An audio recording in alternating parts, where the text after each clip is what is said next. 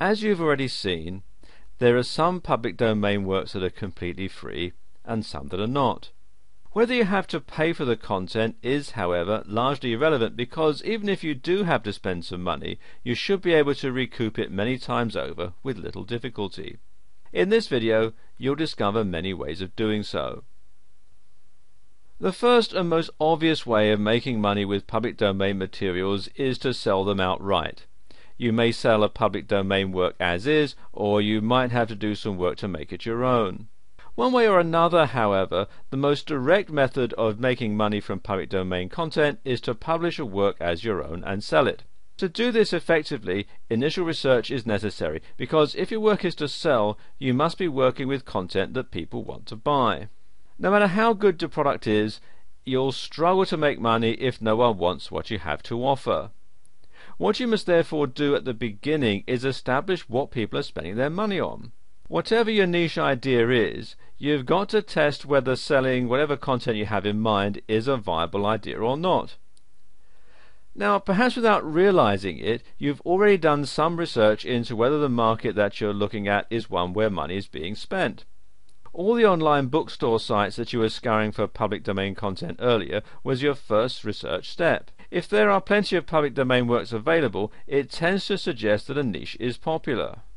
To take this a stage further, look at whether there are materials in your favored niche selling well on Amazon.com. As the most popular online bookstore, the site is always a good bellwether of what's selling well. Now, if we continue with the self-help niche as per the other examples, a search of the site indicates that there are plenty of books that people are buying in this niche, and you can see I've done a search here at self-help in Amazon.com, and there are 162,176 results. Now, not only does this indicate the levels of interest that potential customers have in your topic, it also presents you with an idea of how tough the competition is likely to be. Competition isn't necessarily a bad thing per se, as it's indicative of a market where money's being spent. If others have already produced work in direct competition to yours, then they created them for one simple reason: they're making money, which is a very positive sign. At the same time, too much competition is not a good thing either. Quite clearly, competitors are, by definition, after the same customers as you are, and your prospects only have so much money to spend. Even so, competition doesn't necessarily mean that there's no space in the market for you or your product. On the contrary, there's always room for additional high-quality content as long as the materials are positioned to win the battle for the hearts and minds of potential customers. Another really useful aspect of Amazon is that the site often features reviews of the most popular titles, and these reviews provide an insight into what others who have already bought a public domain work think of it. And you can see here I've got someone who's republishing As a Man Thinketh in paperback, and there are 274 customer reviews, and you can see they've also given it a star rating. You can see if you look at the reviews, 222 of those gave it a 5-star rating. So you can see that this is quite a popular book. The more reviews there are, the clearer the picture about the value of the content on offer that you can form. It's also true that when there are lots of reviews, it generally points in the direction of a work being either very good or very poor. So look for reviews, and when they are available, make sure that you read them. Doing so is an easy way of ensuring that you focus your marketing efforts on materials that people want to buy. If your research indicates a particular market where people are spending money, what kind of products do they spend it on? This is important knowledge, because when niche targeted customers are spending cash, you must aim to take a chunk of it off them. Assuming that you're selling your content as a product, the secret to maximizing your returns and profits is to have a product to offer in as many different markets and formats as possible. For example, let's say you found a great self-help public domain ebook, and your initial research indicates that plenty of people are spending money in this niche. If you only offer this ebook, you naturally limit the ultimate profitability of your efforts. If, however, you have something to offer everyone, the opposite is true. You make maximum profits by keeping everyone happy. Offer videos as well as written content for those who prefer to watch rather than read. Similarly, audio content has value to many because they can listen in the car on the way to work or on an MP3 player while out jogging or at the gym. So why limit your business by supplying your product in a single format? Instead, try to cover as many bases as possible by offering videos, audios, written materials, and anything else, images for example, that people in your niche are spending money on. Your first thoughts are probably focused on creating digital products because they're so easy to produce and deliver to your customer. After all, online videos or ebooks can be downloaded from the net or delivered by email, which makes achieving customer satisfaction extremely easy. Supplying an ebook or downloadable video makes a lot of sense because it satisfies a significant proportion of your customer base. Just make sure that any ebooks you publish are issued in secured PDF format, because issuing your book as an unsecured Word or OpenOffice Writer document is asking for your work to be copied and plagiarized.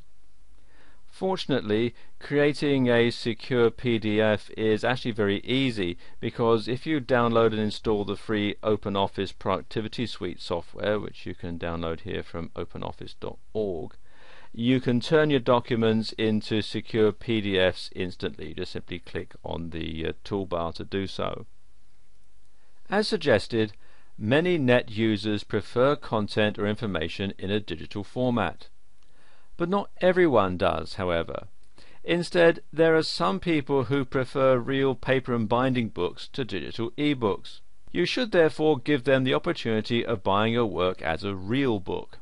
Not only does this give you the opportunity of putting your product in front of an entirely different audience, it also allows you to take advantage of additional sales channels as well.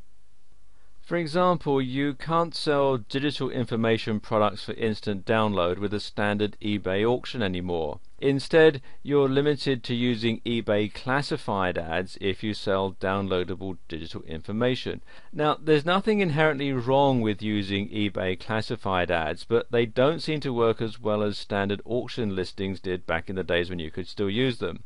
Simply put, selling downloadable digital products sadly tends to be less profitable than it used to be. If, however, you convert your digital products into tangible physical ones, you open up a whole new market, because a paper book can be sold with a standard auction listing. People who would never dream of buying an ebook are suddenly potential customers. Perhaps more importantly, it's a fact that tangible paper and binding books tend to sell for a higher price than digital ebooks.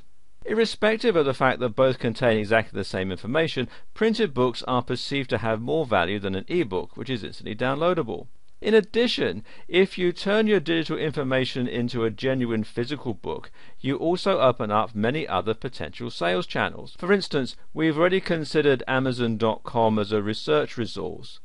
There is, however, no reason why you couldn't sell your book on the site once you've converted your digital content into printed words. Turning digital content into a real book is not particularly difficult or expensive either.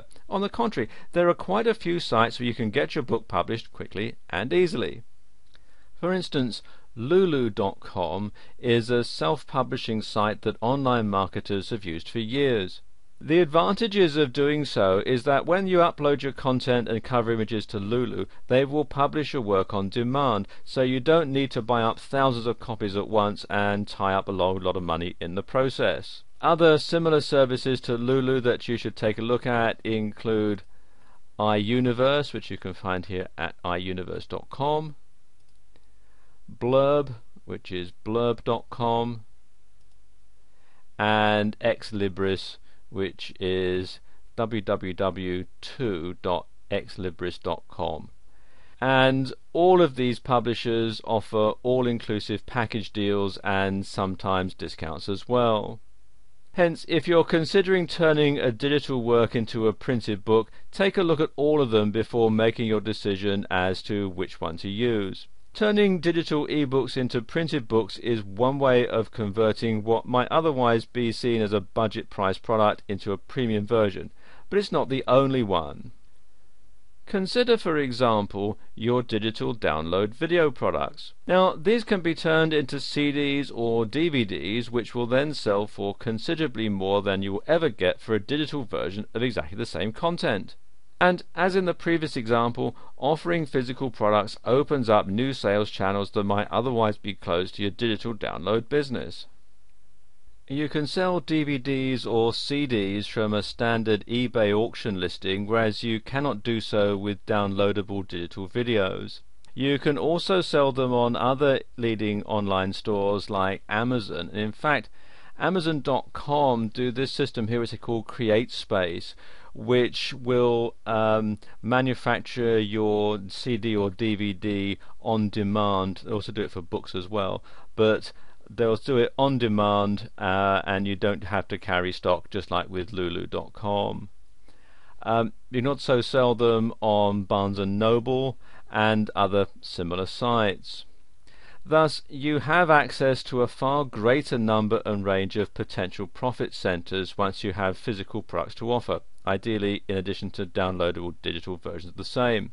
Perhaps most surprisingly of all, creating DVDs or CDs from the public domain content that you're using or the derivative works that you've created yourself is not expensive at all. In fact, it's exactly the opposite. If you use companies like this one here, Trepstar.com, this used to trade as cdfulfillment.com, and you can still find it at this URL. Because they will make CDs and DVDs for you on demand as well, just like Amazon CreateSpace. Another one here is Konaki, which is a similar sort of thing. Again, they will do all the work for you on demand. When using non-written public domain materials like images, another physical product option is to produce t-shirts, coffee mugs, key rings and the like using the services of a site such as Cafe Press. And I'm in the UK, so I can access cafepress.co.uk. Outside the UK you can access cafepress.com, which is all priced in dollars and so on. And these are sites where you can create a range of completely personalized products after creating your free account.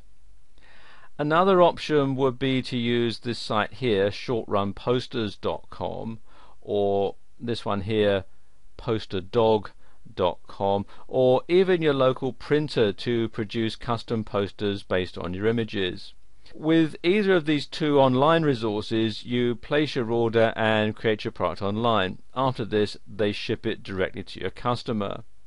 So you can create your product and then order them as the customers order them from you. Selling public domain materials that you publish or the derivative works based on them is one way of optimizing the profitability of your business.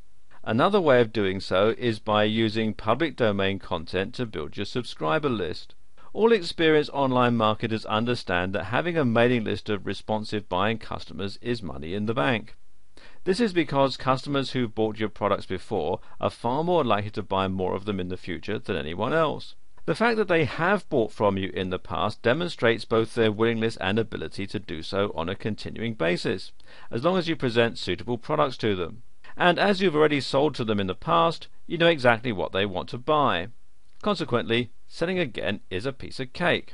The problem is that if a prospect only ever visits your website or blog once, they are extremely unlikely to buy. If, however, you capture their email information, you can contact them time and time again to keep pushing products and services until they buy. Herein lies the strength of building a niche targeted mailing list. To get people to sign up for a mailing list, however, is no easy task nowadays. You have to give them something, an ethical bribe if you like, if you are to have any chance of list building success. And this is where your public domain content comes into the picture. If you have a well-targeted piece of public domain content that matches your market, you can give it away as the necessary bribe to convince site or blog visitors to subscribe to your list. One of the beauties of using public domain content in this way is that there's far less need to make the materials your own with this approach. As long as you make the product that you're giving away sound intriguing or exciting enough, people who see your free bribe will take advantage of it without question. This is therefore a lazy but effective way of taking advantage of public domain content. If you're selling a product based on materials that are freely available to all, you often have to do some work to make it uniquely your own. If you're giving it away though, there's less need to do so. This approach also means that you can start taking advantage of the myriad range of public domain content out there pretty much straight away. Sign up for an autoresponder account with a leading online provider like Aweber, which you'll find here at aweber.com, or GetResponse, which again here, getresponse.com. Create a sign-up form and a series of follow-up emails, and you're good to go in just a few hours. If you've ever wondered whether there is an easy way of building a subscriber list and therefore your business without too much wasted time and effort, well, you've just found it. As you've seen in this video series, there are many different ways you can use public domain content to expand your business and its profitability. Furthermore, there are dozens of different places where public domain materials are freely available, so no matter what your market or niche you operate in, making money from public domain content is almost certainly a realistic possibility for you. From my experience with using public domain materials to make money, the secret of doing so most profitably is to use your imagination. For many marketers, the biggest downside of public domain content is the age of most of it. However, as you've seen, this is no barrier to success. On the contrary, with just a little imagination and some work, it really is extremely easy to make money with old content, even in this day and age. So all you've got to do now is take action on what you've learned. You have all the resources and several business ideas wherein you can start to use public domain content to make money on the net starting today. All you have to do is do it. And I wish you every success.